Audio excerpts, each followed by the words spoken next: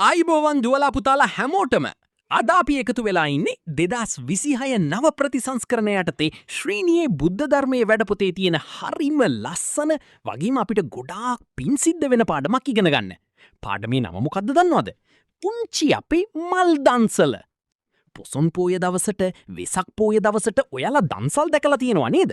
බත් දන්සල්, අයිස්ක්‍රීම් දන්සල් වගේම බුදුන් වඳින්න යන අයට මල් පූජා කරන්න දෙන මල් දන්සලක් ලෑස්ති කරන්නේ කොහොමද කියලා අද අපි බලමු. පළමුවෙනි පින්තූරය බලන්න යාළුවෝ එකතු වෙලා ගස් වලින් ලස්සන සුවඳ මල් නෙලනවා. ඒ කියන්නේ මල් කඩනවා. දෙවනි පින්තූරය ඊට පස්සේ නෙලාගත්තු මල් වර්ග වෙන වෙනම වට්ටිවලට දාලා ලස්සනට පාට අනුව වෙන් කරගන්නවා. තුන්වෙනි පින්තූරය අන්න බලන්න මල් දන්සල කියලා ලස්සන ලෑලි තට්ටුවක් උඩ මල් වට්ටි ටික තියලා හැමෝම සතුටින් බලාගෙන ඉන්නවා. හතරවෙනි පින්තූරය වෙසක් පොසුන් පෝයට පන්සල් යන බෞද්ධ උපාසක උපාසිකාවන්ට නංගිලා මල්ලිලාට මේ පුංචි යාළුවෝ හරිම ආදරයෙන් මල් දන්සලින් මල් පූජා කරනවා. මල් ගන්න බුදුන් වඳින්න මල් ගන්න කියලා ආරාධනා කරනවා.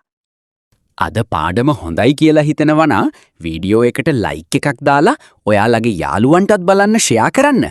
තවත් මෙවැනිම ලස්සන පාඩමකින් නැවත හමුවෙමු. හැමෝටම තෙරුවන් සරණයි.